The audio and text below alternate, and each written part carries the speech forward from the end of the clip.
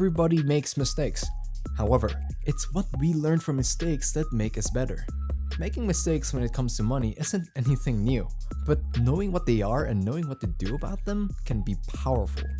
This is Intelligentsia, real-life advice for practical and financial goals. What we want to talk about today are bad money mistakes that everyone makes and how to build better habits. So let's get to it. Now, having bad habits when it comes to managing your finances, unfortunately, isn't new. You're looking at a lot of different decisions that could go wrong if you're not informed of what could happen, and that's fine. The important part in all of this is learning from your experiences, and for the most part, that's something that you can observe from others. What you don't need to do, however, is to try and keep up appearances, which brings us to our first example of what lands you in trouble, which is keeping up appearances. We all want to have nice cars, a big house, and expensive stuff, but are those things that you want for yourself, or you just buy them to show off to others to how well off you are? A lot of people mistake having nice things for being financially free. Of course, if you have good sources of income and you can afford things twice over, then it's fine and you've earned it. Think about it like this.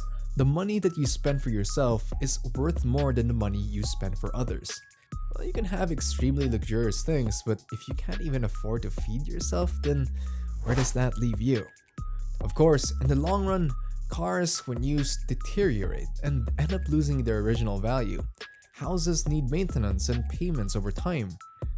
If you're trying your hardest to impress others while piling on expenses that you can barely afford, then you're not going to be left with much by the time you actually need money. Let's break down some of the worst things that can happen when you try to keep up appearances and what it can do to your finances. For one, a financial strain is there. First and foremost, you need money to sustain a lifestyle that allows you to live in luxury. Unless you're somehow earning a lot, you may be overspending on things that aren't necessities. You need food to survive, bills to pay, and other things that allow you to have a functional lifestyle. As a result, some people turn to debt that they end up being unable to pay for, and due to interest rates piling up on it too, you end up in a more financially stressful pattern. You're left unable to save up and invest in proper assets that earn you money, and you end up delaying financial goals.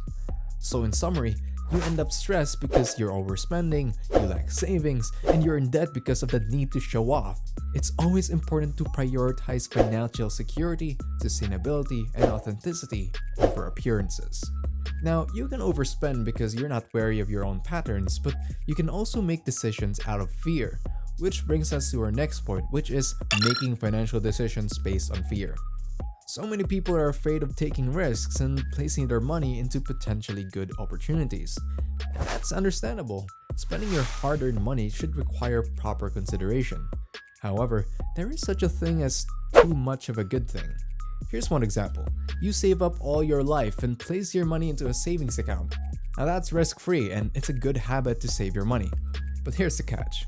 While you're earning interest off your savings, you're losing money by not investing your money into potentially better assets for wealth accumulation. It's great to have an emergency fund in the form of a savings account, but when you get older and all the money that you have is in a savings account, you'd have wasted years not having put that money into different asset classes. Wealth erosion is a real thing wherein inflation eats up your money's purchasing power, and without a hedge against that, you end up having less value in the savings that you have. Sure, you gain money through interest, but that's not the same rate as wealth erosion. While it's good to have an emergency fund that's readily available, for the purposes of wealth building, it's not the best thing in the world to have. Now, we're not saying that the stock market isn't risky, but if you've assessed your risk tolerance and you can't bring yourself to take on any more risk, then you are potentially losing out on a bigger reward, considering most of the time you only really have to hold on to your investments. There are always going to be problems in terms of where your assets lie. With stocks, it's market fluctuations, and with cash, it's inflation. In summary, you'll tend to focus on the short-term concerns involving your money, which provide temporary relief but have long-term problems. You'll have aversion towards risk that can hinder potential growth and opportunities for higher returns on investment. You'll stagnate financially, and you're prevented from making necessary financial moves and adjustments. and you'll get into an overly conservative approach towards investments and financial planning. Understand that financial losses occur when fear-driven decisions are in play, and it results in significant financial losses over time. What one can do to combat this is through proper research, fundamental analysis, and a comprehensive look at the assets that are available to you. It's important to know that while the market fluctuates, you'll be looking at it for a long while. Think of it in terms of 40 to 50 years. Market fluctuations don't seem all too drastic if you're looking at a large timeline and if you're holding on to them for retirement purposes. To make sound financial decisions, it's crucial to manage and mitigate fear by educating yourself, seeking advice from trusted professionals, focusing on long-term goals, and maintaining a rational and disciplined approach to financial planning. Making decisions based on fear can create a cycle where every financial decision is influenced by fear, reinforcing negative patterns and further exacerbating financial anxiety. Those are just two examples of bad mistakes that people make in terms of financial decision making. There are some others that we like to talk about, and we'd like to brush on them up real quick. Some other examples are 1. High interest debt accumulation.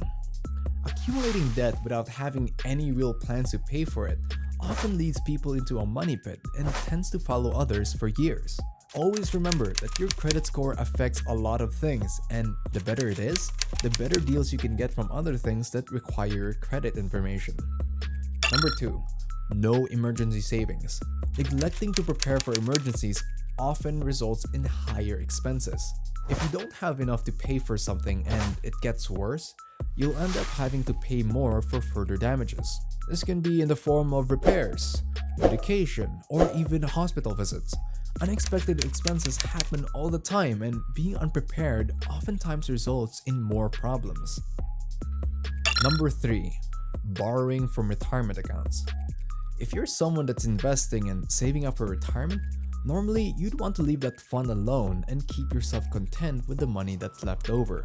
When you get into your older years and you'd want to settle down, it's going to be difficult if you don't have enough for your expenses. It's no secret that the older you get, the harder everything becomes, and working towards long-term financial security becomes more difficult throughout the years. You can't have a proper retirement if your funds are all dried up, and you make it a habit to take from it when you can. Aside from that, you're not getting the most out of it either, considering most retirement accounts incur penalties and taxes that compromise long-term financial security. Number 4. Not seeking professional advice. Now, it's fine if you feel like you know enough about managing your finances and you feel like you can do it yourself. However, if you find yourself unaware of what to do and you just guess what to do next, it often leads to unwanted results. Luckily, professional services are everywhere and you don't have to make decisions alone. Financial decisions aren't as clear-cut as they seem to others, and seeking help is always advisable in order to make the best possible decisions for your unique situation. If you've enjoyed this video and found us helpful, please hit the like and subscribe button. We'd like to be able to go alongside you, and we're pumped to have you on our next video.